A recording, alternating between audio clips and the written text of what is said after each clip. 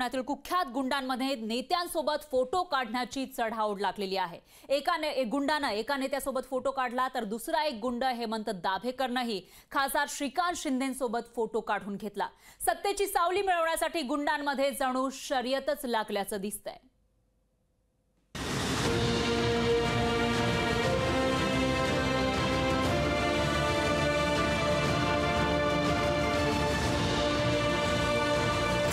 कुख्यात गुंडांकडून नेत्यांच्या भेटीगाठी, नेत्यांसोबत गुंडांच्या टोळी प्रमुखांचं फोटो सेशन, सत्ताधाऱ्यांची सावली मिळवण्याचा गुंडांचा डाव। पार्थ पवारांच्या मांडीला मांडी लावून बसलेला गजा मारणे पहा। गजा मारणे, निलेश घायबळ, आसिफ दाढी या कुख्यात गुंडांमध्ये जणू शर्यत लागली आहे। शर्यत लागलेली आहे नेत्यांच्या जवळ जाण्याची। गजा मारणे हा पुण्यातला कुख्यात गुंड, त्यानं पार्थ पवारांची भेट घेतली। गजा मारणे उपमुख्यमंत्र्यांच्या मुलाच्या जवळ बसल्याचा फोटो व्हायरल झाल्यानंतर निलेश घायबळनं थेट वर्षा निवासस्थानी जाऊन मुख्यमंत्री शिंदेंची भेट घेतली। तुषार हंबीर नावाच्या गुंडानं श्रीकांत शिंदेंसोबत फोटो काढला।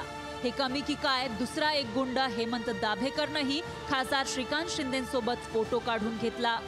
सत्तेची सावली मिळवण्यासाठी गुंडांमध्ये जणू शर्यतच लागल्याचं दिसतंय। तुमचा मुख्यमंत्री तर आमचा उपमुख्यमंत्री अशी वाटणीच गुंडांमध्ये झाल्याची चर्चा आहे।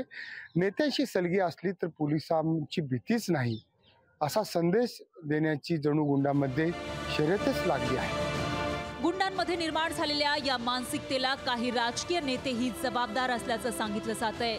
राज्यातील नेत्यांमध्ये आपली किती उडबस आहे हे दाखवण्यासाठी गुंड फोटो सेशन करतायत।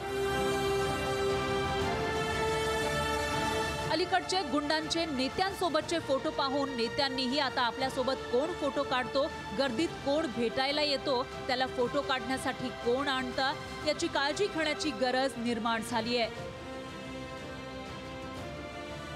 अमोल धर्माधिकारीसह ब्युरो रिपोर्ट, लोकशाही मराठी।